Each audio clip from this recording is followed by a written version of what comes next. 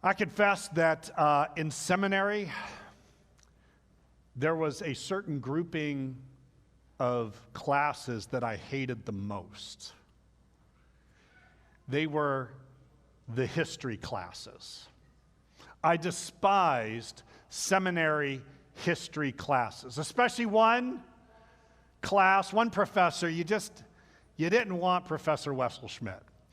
Professor Wesselschmidt would get up, he would have a little folder, and we would be studying some obscure time period and the theological implications of that time period. And he would sit there during the class and he would read from his little notebook. And he would read and he would read and he would read, and then the buzzer would hit and he would take out the pencil from his ear, mark where he left off, closed it, and put the rubber band around it, and then walked out the door. And then the next class period, he would open up his thing, find out where his little mark was, and then he would just read. And I was always fascinated because growing up, I also hated history classes. I thought history was boring. And then along came the History Channel. And the History Channel did something to me that I had never expected. It actually made history interesting. And in fact, now I am fascinated with a lot of the history that goes on, especially as it connects with the Bible.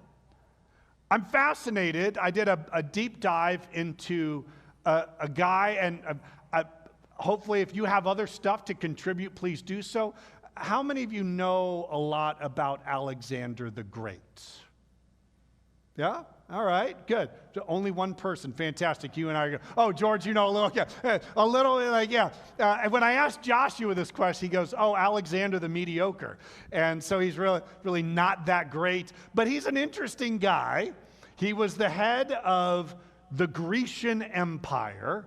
And this is fascinating because of the rise and fall of many empires back in those days. You have the Assyrians. They rose to power, especially under a guy by the name of Sennacherib.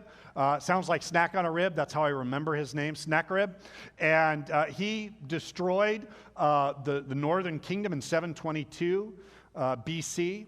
And then along came a guy by the name of Daniel, and Daniel had a bunch of visions. I don't know if you've read through the book of Daniel, fascinating. And he has two visions, and they're essentially two visions of the same time period, but just with different imagery. He has an image, a view of a statue with different metals for different parts of the body. A head of gold, he had shoulders and chest of silver, I think, and then bronze of loins, and then clay feet, and then a rock comes and strikes it and destroys it, and you're like, what is this all about? And then he has another vision, and he's got these different animals represented, and it's really about these next coming empires. You got the Babylonians, they show up, and especially led by a guy by the name of Nebuchadnezzar. In VeggieTales, we just call him Nezer, Mr. Nezer, and he destroys the southern kingdom in 586 BC. After that, you then have the rise of what's called the Medes and the Persians. So this is this second group in Daniel's vision, and the Medes and the Persians come and they destroy the Babylonians and they rise to power, and yet they're this kind of split kingdom, the Medes and the Persians joining together. But then along comes this guy, Alexander the Great, and he's leading the Greeks. After that is the Romans, but Romans show up around Jesus' time, so that's why we always talk about the Roman Empire while Jesus is alive. So Alexander the Great, fascinating. He is a guy who had some military conquests that others could not conquer. There's one city in particular, outside of the city of Jerusalem, who was protected by God himself in many aspects. There was another city that was darn near unconquerable. And that was the city known as Tyre, T-Y-R-E. The city of Tyre, it was actually a split city. It's on the coast. And so it had a coastal town, but it also had an island a half mile off the coast. And that island fortress was you couldn't conquer it. People had tried, and what often happened was if the invaders were coming, and they always came from the north, that's just how the topography lay, they'd come from the north, and one of the first places they would hit would be Tyre. It's on the coast up in the north. And what would happen is as they would come in, these people would often just hop a boat and just zip on over to the island and just hang out there. And it was well fortified. And also these people up there, they were big into seafaring. They knew how to pilot ships. And so the island of Tyre was so hard to conquer because you couldn't lay siege to it like you would other regular towns. Other towns, you would just surround it, you would choke it off. But with Tyre, you couldn't really choke it off because they would always be able to get ships in. Rich, do you have something to add to this? Yes, every attack on Tyre would fall flat. Yeah. Yeah. It's really bad. One guy, he really wanted to be relevant on this, so he's like, hey, every time you check the tread on your tires, think of Tyre. Yeah, so it was. I'm not going to do that. I won't even say that. Yes. So yeah, and of course, every time they do this over and over, it's like they keep retiring. No, okay, yeah. I'm not even going to look at her. She's just shaking her head at me. Yeah, sorry, Dan. So Tyre. This is how bad it was. People would try to come and attack. They would flee, and they would try to lay siege. They can't do it. And in fact, in Ezekiel 26, there's this prophecy that's given where it says Nebuchadnezzar, it actually puts his name in there. Nebuchadnezzar is going to attack and destroy Tyre because nations are going to come against it. And it's this weird prophecy because Nebuchadnezzar's like, well, I guess I'm attacking Tyre. He goes to the coastal town of Tyre, totally flattens it. It is destroyed. But he thinks that he's supposed to then also go after the island. But of course, what Scripture said was there was going to be nations that were going to attack it. So it wasn't just the Babylonians, and then the Medes and the Persians were going to try, but it was going to be the Grecians that were going to be the ones that were finally going to do it. And so he laid siege to the island of Tyre for 13 years. That is a long time to attack a city, and guess what? They survived. And in fact, people were like, how? Like, what are we going to do? We can't attack this place. It's impenetrable because they had their walls went right up to that coastline, and so they had certain docks that they could just protect, and ships would come in and resupply, and they'd be like, "Hey, we're fine here. This is no big deal." And so Nebuchadnezzar flattens the coastal town, but can't take out the city that is on the island. Well, along comes Alexander the Great. Now, Alexander the Great is on a tear. In fact, the book of Daniel, the animal that is associated with him is the leopard. And the reason why is because it is this fast-moving attack machine. And they are sweeping through, and they are destroying everything. That's the reason why, we Googled it, why was he called Alexander the Great? Was it a self-imposed moniker? Apparently not, as best as we can tell, because Wikipedia is never wrong. But people called him Alexander the Great because he had this military conquest that was super. Alexander was incredible militarily. And so the first place Alexander the Great hits, as he's now sweeping through and taking over, is the city of Tyre. He gets to the coastal town of Tyre, and sure enough, still totally destroyed. And then he lays siege to the island of Tyre, and it falls in 7 months. What Nebuchadnezzar could not do in 13 years, Alexander the Great accomplishes in 7 months. Do you want to know how he accomplished it? Oh, George, do you know? They built a causeway. It's a fascinating story where what Alexander the Great, he went to the coastal town of Tyre, and he took all of the stuff. According to the book of Ezekiel, the prophecy was that all of its timbers and all of its foundations were going to be tossed into the sea. And that's what they did. They tossed it into the sea until they built a 1/2 mile causeway out to the island and then laid siege to it. This town that was unconquerable fell in 7 months. Fascinating. At this time, they had sent word down to Jerusalem, and because they're rebuilding, right? We're in the rebuilding process. So as they're rebuilding, he sends a message down to Jerusalem, and he says, hey, I'm taking over. I'm Alexander the Great.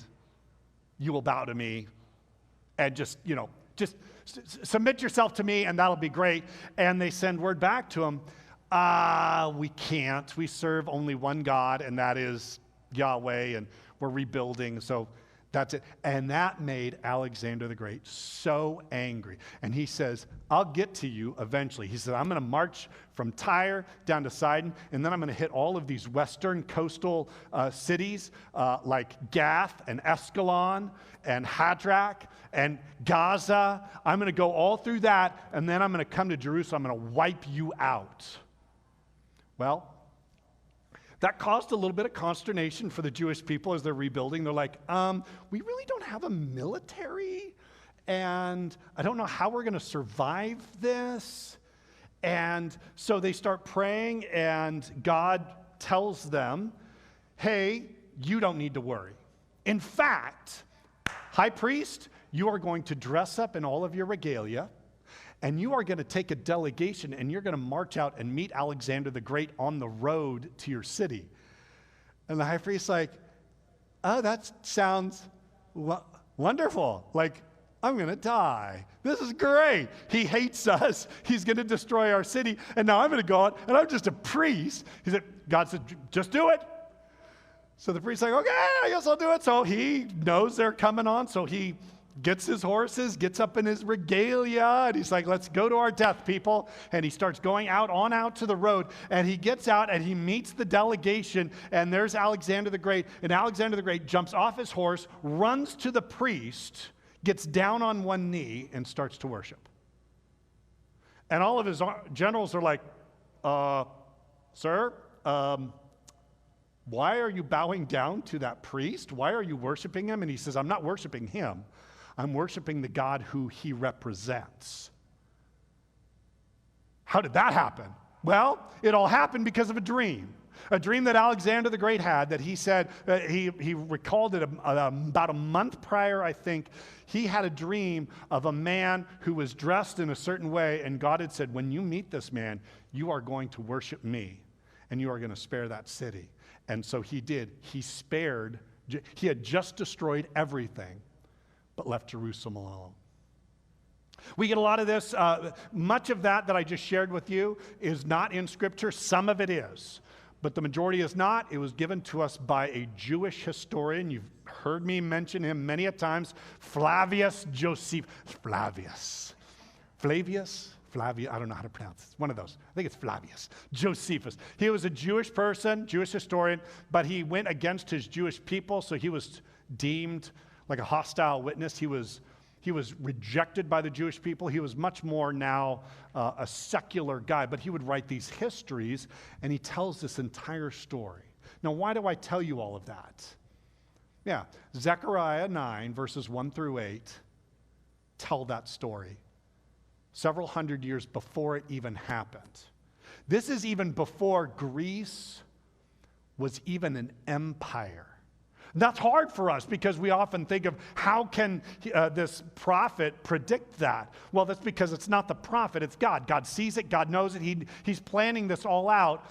And that's what makes it even more interesting, because Greece not even being an empire at the time of this writing, it would be as if I said, hey, in a couple hundred years, we are all going to be under the rule and reign of Iceland. Iceland is going to come and take over the entire world. All of you would be like, huh? And I said that this morning, and Joshua said, ooh, how about Ireland? I said, yes, if Ireland, we're all drinking Guinness beer now because Ireland decided to just take over the entire world. That's what's so fascinating about this. And what this describes, especially for the people listening to this, is this powerful king that is making this incredible tear through all of these places, and just how impressive he is. Zechariah, that was probably one of my longest introductions. There we go. Zechariah 9, verse 1. Oh, great. All right, here it is. You'll see actually the heading there, it actually says an oracle. This is a burden. He actually has 2 oracles that he's going to be sharing about future events.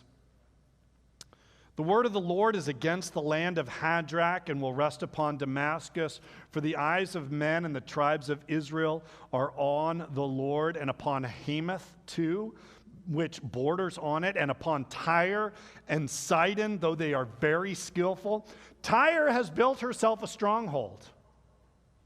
She has heaped up silver like dust and gold like the dirt of the streets. Because they were seafarers, they also controlled a lot of the waterways and a lot of the commerce. They were wealthy, a very wealthy island nation, right? It's a little bit like Newport, right? They are just wealthy. They got money all over the place. They're like, it's no big deal. They are amassing all this wealth. And because of that, they're not only wealthy, but they're also strong militarily. No one can stop them. Oh, well, it says the word of the Lord came against them and said, but the Lord will take away her possessions and destroy her power on the sea, and she will be consumed by fire. Ashkelon will see it in fear. Gaza will writhe in agony, and Ekron too, for her hope will wither. Gaza will lose her king, and Ashkelon will be deserted. Foreigners will occupy Ashdod, and I will cut off the pride of the Philistine. I will take the blood from their mouths, the forbidden food from between their teeth. Those who are left will belong to our God and become leaders in Judah, and Ekron will be like the Jebusites. But I will defend my house against marauding forces. Never again will an oppressor overrun my people, for now I am keeping watch. Interesting. As they're talking about how incredible this something is going to happen, and all of these forces that were impenetrable. This is a lot like our lives, right? There are things that we believe that God is not powerful enough to conquer. I know that theologically you and I would say, no, God can do anything. But I think realistically speaking, we often live our lives saying there are things that God can't do. God cannot fix my marriage. God cannot bring faith to my children. God cannot or will not conquer my cancer diagnosis. I am facing things and I am completely unsure of them. I have a future and I can't see it very clearly, and I'm pretty certain that God is going to somehow leave me during this process and I'm going to be left all alone. God cannot do anything about the depression that is deep within my soul, and He cannot fill this hole in my heart because of this incredible loss that I've experienced. We say God can do anything, but practically speaking, we live as if He can't. We believe that there are strongholds, like Tyre, that God just can't take down. And God says, I can and I will. I will destroy all of that. There is nothing that I cannot do for you as my children. And it must have been very interesting as they're reading this, saying, wow, here we are rebuilding our temple, and then in comes Alexander the Great, and they're wondering if God is going to keep His promises, that Alexander the Great is going to sweep down, take over so much of it, but he's not going to take Jerusalem. And sure enough, all of it happens exactly the way it was. Now, this could be tempting, because at that point, what a powerful king. What an incredible statesman, probably, but militarily, he was always on his horse. He was always in battle. He rode stallions that were incredible because he was on the front lines of victory all the time. People looked up to him. People worshiped him as a god. He was even labeled as a son of God. And it was incredible because people thought, here he is. And I wonder if there was ever a temptation from the Jerusalem people to say, maybe we should get behind this guy. He seems pretty powerful. He seems pretty cool. We could really trust in him. And God says, I got a different king for you. And in fact, the next verses are going to highlight the distinction. This is the discussion of two kings. One king, Alexander the Great, who is going to be incredible, who is going to be close to being worshiped. People are going to bow down to him. People are going to fear him. People are going to worship him. People are going to trust in him. And God says, whatever you do, don't. There is a better king for you. And let me tell you about this king. He's going to be humble. Oh, no, I don't want that. He's going to be meek. Oh, man, a leader who is meek? Oh, that sounds terrible. He is going to be a conqueror. Yes, a conqueror who comes in on a donkey. You might have heard these next verses. They're often used whenever we hit that wonderful celebration of what we call Palm Sunday. That's why I put some green in the background or palms, and we sing Hosanna, praises rising, because this is the passage that is always used. Probably one of the more important passages in Zechariah. Zechariah 9:9. Zion, you have a different king. Rejoice greatly, O daughter of Zion. Shout, daughter of Jerusalem. See, your king comes to you righteous and having salvation. Yes, our king is coming. And he's going to bring righteousness, and he's going to bring salvation. He's going to save us. He's going to rescue us. It's going to be wonderful. Tell me about the war horse he's coming in on. Gentle and riding on a donkey, on a colt, the foal of a donkey. He's coming in not with great power, or, I should say that. He's coming with great power, but in a way that you and I would never even imagine. Tell me, have there ever been times in your life when God has shown up because of a prayer request that you had given, and that prayer request was fulfilled, but in a way you had no idea it was going to be done? Yeah. We all face those times. We all want God to come in this incredible, outstanding way and do something that will be for us, and it'll be the way that I want it to be. And then God comes in and says, I've got something better for you. I've got something different for you. Your prayer request will still be granted, and this gift I'm giving you is so much bigger, so much greater. It's a lot like, have you ever seen that picture? It's of a little girl, and she's clutching onto a teddy bear, and there's Jesus, and he's kneeling down, and he's like, I got something better for you. And he's trying to give me the teddy bear. And behind Jesus's back is this monstrous, gigantic teddy bear. I got something bigger and better. And yet there we are clutching that teddy bear. No, don't take this away from me. And we scream and we yell and we're like, God, why are you doing this? And why don't you answer my prayers the way I want them to be? And God says, yeah, I got something better for you. I got something different for you. And that's how God operates. God operates by giving you stuff that you couldn't even imagine that you needed. And he shows up in ways that are incredible. I think we all have stories like that. We all have stories where God comes not the way we want, but the way he needs to be. And he's reminding his people. And that's why the Israelite nation is trying to struggle. Which one do I follow? Do I follow the earthly king, this king that's powerful, this king that's taken over the entire world? Should we follow that? And God says, what I want you to do is I want you to follow Jesus. And all of the writers, as they looked at Jesus coming into Jerusalem on that week of Passover, when he shows up and he grabs the donkey, right, and he's riding on, and people start just grabbing some palm branches and clothes, and it's really fascinating, this group trying to extol Jesus as king. Everyone picked up on it. This is the king we need. This is a king who is healing the sick. This is a king who is loving the outcasts.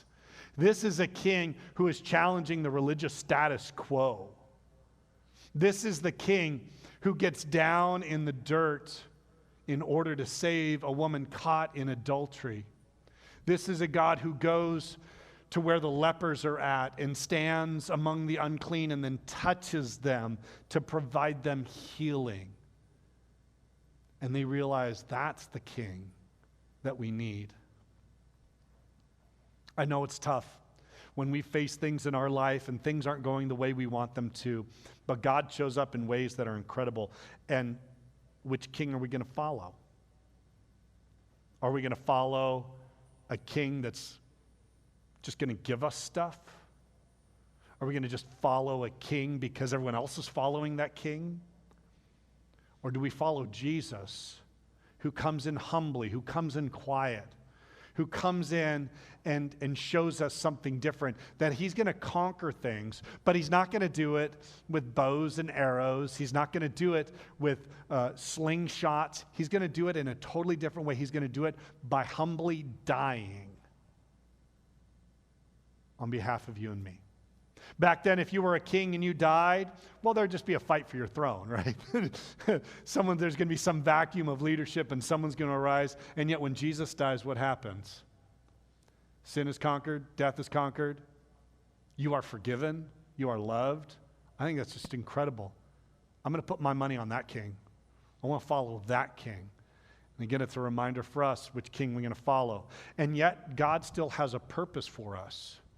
We often sit around and, again, I said it before, the holy huddle, we're just hanging out, and it's just really wonderful. But God has a purpose for us. And let me keep going. Again, we often, with Zechariah 9:9, right? That's all we read. Right? We get Palm Sunday, and we read that. We're like, oh, it was prophesied in the past, and then we don't really have any of the context. That's why I love studying Zechariah in this verse by verse, helping us understand. Verse 10, look at that. He says, I will take away the chariots from Ephraim and the war horses from Jerusalem, and the battle bow will be broken. Wait, how is he going to conquer? Well, I thought he's getting rid of the chariots and the horses and the swords and the bows and arrows. Yeah, he says, I'm going to come and conquer this stuff, but in a totally different way. I'm going to die on your behalf. I'm going to die in your place, in your stead. Woo. And what will he do? He will proclaim peace to the nations. His rule will extend from sea to sea and from the river, not the river to the sea, the river to the ends of the earth. This is a kingdom that's going to be much bigger, much grander, much greater than something that's temporal, something that just exists here and now. He's got something bigger for you. He doesn't just want to give, he wants to give you blessings in this life. He wants to be with you. He wants to help you. He wants to aid you. But the most important thing to him is, will you be a part of his kingdom for eternity? And that is his number one goal. And that's the reason why he died, for you and for me. Verse 11, as for you, because of the blood of my covenant with you, I will free your prisoners from the waterless pit. Yeah. That's why every time we do communion, what do we say when we hit the wine? Take and drink. This cup is the new covenant in my blood. He's talking about how his blood is going to save us. His death is going to save us. And we remember that every time we celebrate that. Verse 12, return to your fortress, O prisoners of hope. Isn't that a great title, O prisoners of hope? Do you have hope? Like, I know things can be bad. I know things can be difficult. But we always have hope. You may feel like you are in a waterless pit. You may feel like you're at the bottom of a cistern. You may feel like all I'm trying to do is get out of this pit. And I'm clawing, I'm climbing, and I'm trying to do that. And God says, I'm going to give you hope, because no matter what happens, you will be rescued. You will be saved. Things will eventually turn around. And have hope. And I love it because in the middle of verse 12, even now I announce that I will restore twice as much to you.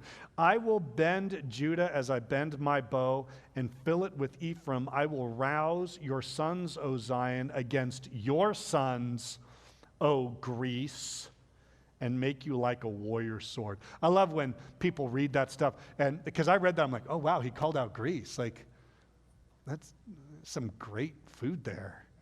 Some great islands, Greece. Why Greece? Again, this is a prophecy prior to Greece coming into. A lot of people think this was inserted later. No, this was a prophecy about what was going to be happening with that Grecian Empire coming down. And you don't need to worry because God is going to use us. Did you hear? Put that. I will bend Judah as I bend my bow and fill it with Ephraim. That means Ephraim is the arrows. And why Judah and Ephraim? This would just be code for the northern kingdom and the southern kingdom, all of Israel. God's people. God is going to use you somehow, in some way, to do something incredible. And it's going to be in a way that you probably won't understand, in a way you probably won't know. But God does those things. Last week, I got a chance to chat with someone who needed to come up to me and tell me. So I just have to tell the story because I just find it very fascinating. He was doing a shoot. He's a filmmaker, and so he was doing some stuff over here at Searchlight. And he had a friend of his that lived somewhere else, and she was total atheist. She was like, I'm not a believer, but this guy is like a believer, and he's like, wanting to help this girl out. So she comes, and she does stuff with him. And after that is all done, it wasn't even overt. It wasn't even like, hey, we're going to sit you down. What's going to happen to you when you die? Let me tell you about Jesus. It's amazing. He instead just lives his life, and he's doing all of this incredible stuff. And guess what happens? The girl is now a believer. God used a filmmaker, a college filmmaker, to reach someone from the East Coast. Incredible. God is going to use you to do something incredible. I get jazzed whenever I hear stuff like that. To me, it's just amazing. It's just amazing. And then God gives this promise of what it's going to be like when you are saved, when you are being used by God. How will your life be? Verse 14. Then the Lord will appear over them. His arrow will flash like lightning. The sovereign Lord will sound the trumpet. He will march in the storms of the south, and the Lord Almighty will shield them. They will destroy and overcome with sling stones. Right? Yeah. Sling stones. Yeah. It's not an efficient way to do battle. And I think if you know who was the most famous sling stone thrower? David, right? Yeah. And a lot of people why did David use a sling stone? And I have a much different viewpoint on that. I think that David used a sling stone because God wanted to use something that he wasn't necessarily proficient at. Some people are like, oh, David was a proficient sling stone thrower. Then how come it's not mentioned in anywhere of all of Scripture? You know what David was good at? Hand-to-hand mortal combat. He would be the MMA championship, the UFC. I'm sure he'd be a small guy, welterweight or feather. I don't know all the weights. This guy, because he talked about it when they would go out and battle it. He was getting ready to battle Goliath, right? And Goliath is huge. He's 10 feet tall, and he's got all these massive stuff. And you know what David says? You know what? I've tackled bears and ripped them apart with my bare hands. That's unbearable, I know. It is true. If you put shoes and socks on a bear, he still has bare feet. He would take lions and rip them up. Who here would do that? Would any of you be like, yeah, I think I'll take on a lion? I'd be like, no, I think I'm not going to stick my head in it. I'm not going to do any of that. I'm going to stay away from that. Bears? No. I've watched Revenant. That's a crazy movie, and a bear is going to kill me. Exactly. Yeah, you know what I'm talking about, Ethan. It's nutty. So that's why David, he's like, let me go after this guy. I'll take Goliath. I think he would have slid through Goliath's legs. He would have jumped up on his back. He would have choked him out, and then he would have snapped his neck, and then he would have ripped his face open and been like, yes, I win. And God says, go grab some sling stones. Sling stones? That's not, I don't want that. And God says, that's how you're going to do it. Wait, I got to stand from far away and sling her? Yeah, when God uses you, he's going to use you in ways that maybe you didn't even know about. The times that God has used me in ways that I had not even imagined is incredible. And again, not because of me. God used me. I'm a really good preacher. God used me I will become America's preacher. No, you will not. You will be this little guy, and you will do stuff, and you're going to affect people's lives, but in ways that you didn't really think about. Will you allow God to use you in ways that you didn't think about? Yeah. Sling stones. And I love it because he says you're going to have such great joy when you do this. When you are used by God, when you have a trust and a salvation, not in an earthly king, but in a heavenly king, and you are used by God and you watch what God does through you, they will drink and roar as with wine. They will be full like a bowl used for sprinkling the corners of the altar. The Lord their God will save them on that day as the flock of his people. They will sparkle in his land like jewels in a crown. Do you see how much you are loved by God? Rejoice. Have some parties. And I love this. How attractive and beautiful they will be. I am so beautiful. I'm so attractive. And I love this. I won't get too deep into this. Grain will make the young men thrive, and new wine, the young women. Yeah, there's going to be some parties and stuff. A lot of people see a lot of connection to the wedding of Cana at this point. I couldn't quite find it, but I thought it was interesting that what is the very first miracle that Jesus does while he is here on earth? He turns water into wine. Are you kidding me? Do you think God is boring? Do you think Jesus is some German stoic sitting up, not smiling too much, blowing his whistle, stop having fun? You kidding? He turned 80 gallons of water, 80 gallons of water into wine. God wants us to celebrate. He is going to give you blessings. And again, maybe that blessing's not going to come in the way we want it. It may not show up the way we want it to be, but he will do it, and he will bring joy into your life if you will allow him to use you. So what king are you going to trust in? What king are you going to hope in? Something earthly, something temporal. Something that looks impressive, but really is going to eventually fall. Or do we worship the God who came to this earth holy, lowly, humbly, riding a donkey, giving us salvation, not from the things of this world, but from our sin, and giving us the promise of everlasting life, where he will be with us forever. I think that's the king I'm going to follow. How about you?